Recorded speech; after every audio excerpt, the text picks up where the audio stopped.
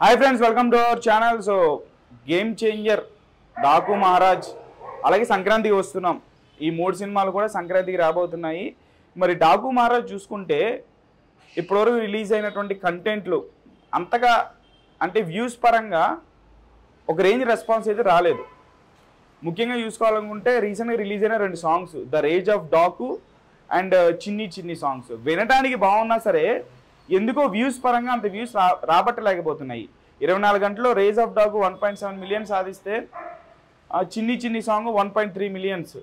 అదే raise of Daaku likes పరంగా 1.7 మిలియన్లు, లైక్స్ పరంగా 70K లైక్స్ 80K లైక్స్ అట్లా వచ్చింది.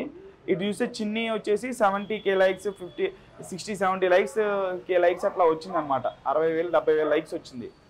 అంటే తమను బాలయ్య గారికి ఉన్నటువంటి క్రేజు మ్యూజిక్ పరంగా గత 2 సినిమాల నుంచి మనం చూస్తున్నాము. అఖండ కావచ్చు, భగవంత్ కేసరి కావచ్చు, వీరసింహారెడ్డి కావచ్చు, వరుసగా వాళ్ళిద్దరి కాంబినేషన్లో వస్తున్నటువంటి చిత్రాల యొక్క మ్యూజిక్ ఏ రేంజ్లో ఉంటున్నాయనేది కూడా మనం చూస్తున్నాం.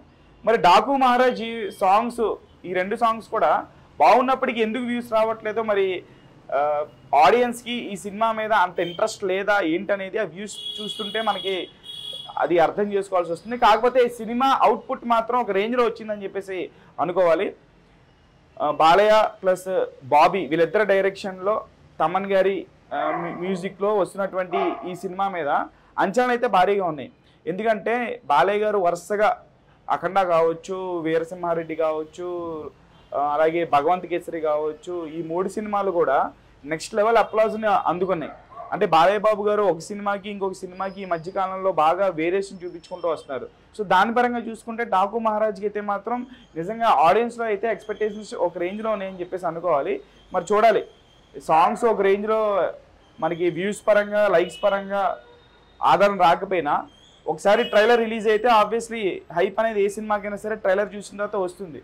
మరి డాకు మహారాజ్ ట్రైలర్ చూసిన తర్వాత అయినా సరే హైప్ వచ్చి సంక్రాంతికి ఏ మాత్రం బాక్స్ ఆఫీస్ దగ్గర నిలుస్తుంది అనేది చూద్దాం.